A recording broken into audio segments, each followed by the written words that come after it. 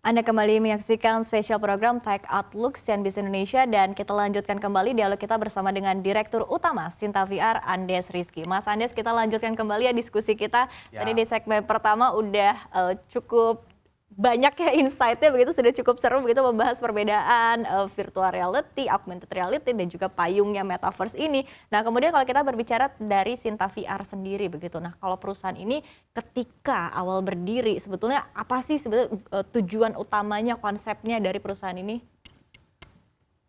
Karena we believe virtual reality ini akan menjadi sesuatu yang besar dan bisa bantu orang banyak. Itu sebenarnya. Karena dari awal kita berdiri, kita tuh nggak pengen jadi, gue pengen bikin perusahaan untuk menjadi the number one VR company in Indonesia. No, karena kita tahu ini bisa bikin impact. So visi kita adalah untuk membuat perusahaan yang bisa jadi impactful company in immersive world gitu kan. Nah, teknologi itu yang kita bikin dari 2016 sehingga kita ramu sampai 3 tahun pertama tuh kita benar-benar fully pengen tahu dan mengerti apa sih sebenarnya yang dibutuhin di Indonesia dan negara berkembang lainnya dan bisa ditolong oleh VR gitu. Itu dasarnya kita orang-orang aku dan para co-founder itu berkumpul gitu ya kan ya. Terus kita sama-sama yakin bahwa it can be beneficial for society and business. Idealismenya adalah bisa berguna begitu untuk masyarakat banyak. Tapi ternyata aplikasinya, nyangka nggak sih Mas, ternyata begitu ya dengan seiring berjalannya waktu aplikasinya tuh bisa digunakan di berbagai bidang begitu. Ini memang udah terbayang sebelumnya sama Sinta VR atau justru seiring dengan berjalannya waktu baru muncul nih ide-ide pengaplikasiannya ternyata bisa untuk pendidikan nih, bisa untuk bahkan tadi dibilangin ya bisa untuk simulasi sidang nih gitu. Itu memang udah terpikirkan atau sambil jalan? Sebenarnya udah terpikirkan pas pertama kali berdiri. Kita bisa bikin ini biasalah ya, ide gila tuh langsung kalau ngomongin virtual world pasti kita ngomongin sesuatu yang unlimited. Karena semuanya bisa kita lakuin gitu. Karena memang belum ada, jadi memang tujuannya adalah untuk menghadirkan itu. Iya betul gitu. Jadi semuanya kita bisa ngomongin segala macam. Tapi balik lagi kan kalau kita mau ngomongin secara perusahaan to build a sustainable businesses dan juga scalable businesses gitu. Plus dari situ kita bisa bikin impact untuk society. Artinya kan kita harus tahu kebutuhan atau demand-nya ini sebenarnya di posisi di sektor apa nih yang paling gede gitu.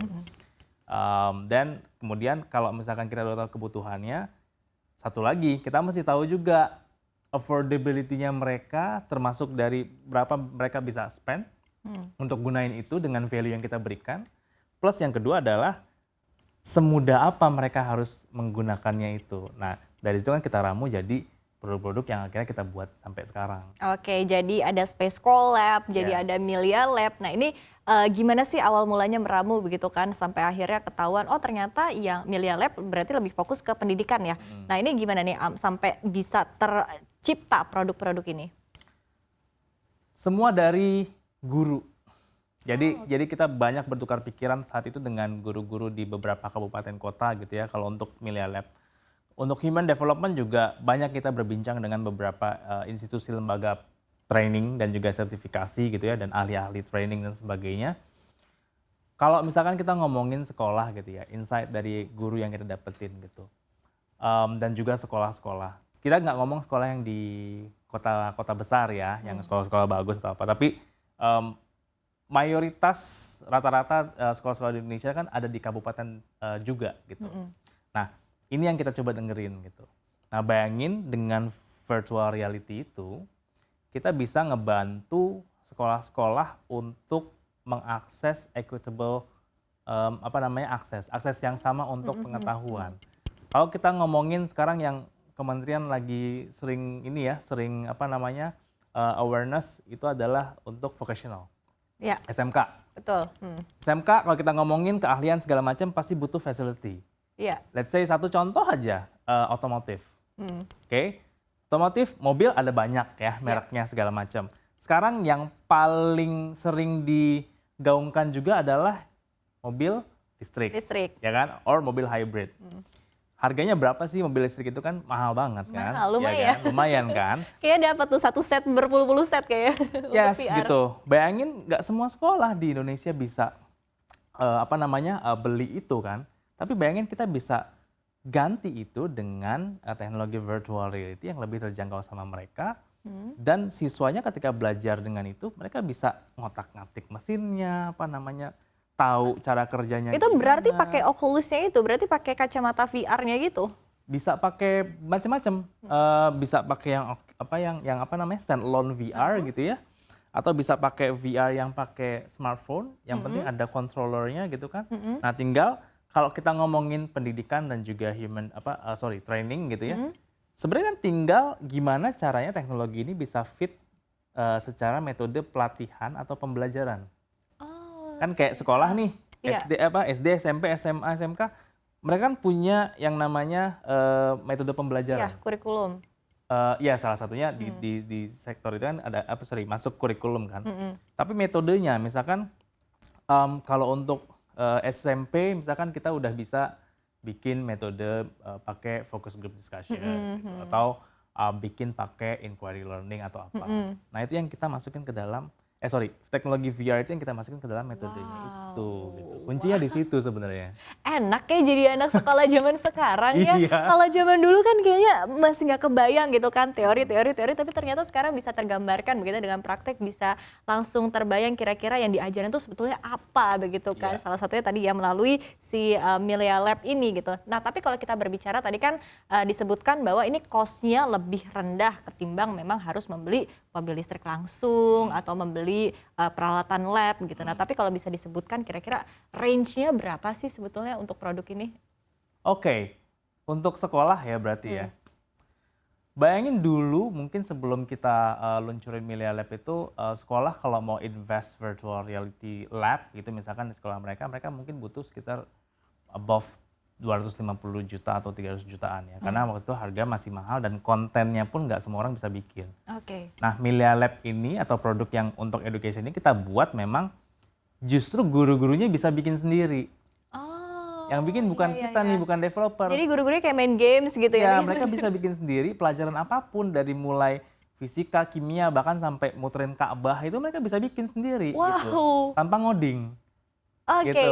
Jadi mereka nggak usah butuh skill yang gimana-gimana, ya udah tinggal kayak main game The Sims Kayak or main The Sims, Minecraft ya. gitu kan. Kayak gitu dia nyusun-nyusun sendiri. Dan kita kasih facility juga VR cardboard itu ya sebanyak 40 sampai 50 unit cukup lah untuk satu kelas. Dan mereka cuma bayar 10 juta sampai 25 juta per tahun. Per tahun, berarti Sekolah. sistemnya subscription gitu ya? Subscription. Oke, oke. Nah ini berarti aplikasinya mudah ya untuk digunakan oleh para guru-guru, tenaga pengajar begitu ya. Wow, ini menarik sekali, keren sekali begitu kan. Nah tapi kalau misalnya tadi salah satu produk begitu dari Sinta VR, kalau produk-produk lainnya nih atau mungkin nextnya kira-kira ada ide-ide produk lainnya yang saat ini juga tengah dikembangkan seperti apa? Ya, memang saat ini, tahun ini dan mungkin tahun depan juga salah satu produk yang emang kita fokuskan adalah untuk pendidikan itu kan. Nah cuma kan sebenarnya yang Space Collab dan juga Virtual Character System itu sebenarnya juga bisa dibilang fundamental untuk kalau kita mau ke arah metaverse. Gitu. Nah kita baru mulai nih yang Space Collab ini sama yang Virtual Character System itu kan kita udah punya virtual YouTuber agency, Mahapanca itu kan. Nah kita mulai untuk gather feedback dari penonton, viewers dan sebagainya. By the way kita udah lebih dari 1 juta subscriber di YouTube kalau nggak salah, Mahapanca ini per karaktersnya. Jadi ya udah kita mulai tahu feedback atau keinginan viewers untuk virtual YouTuber or virtual influencer sendiri gitu. Nah nantinya di situ nanti kita bisa ngembangin untuk benar-benar ke arah metaverse karena kan Facebook juga tidak hanya Facebook ya sebenarnya Microsoft gitu ya, Apple juga mau ke arah situ sebenarnya. Tapi step by stepnya mereka itu mungkin gonna be like 2 or 3 years bisa sampai massive, tapi kan kesiapannya dari sekarang. Nah, itu juga yang kita siapin juga untuk in the next 2 or 3 years. Wow, keren banget begitu kan. Dan ini juga kita masih belum bahas dari segi bisnisnya, klien-kliennya. Ini masih banyak banget yang bisa kita bahas tentunya bersama dengan Sinta VR. Tapi jangan kemana-mana karena usai jeda kami akan kembali dengan dialog bersama dengan Direktur Utama dari Sinta VR, Andes Rizky. Tetaplah bersama kami di Tech Outlook.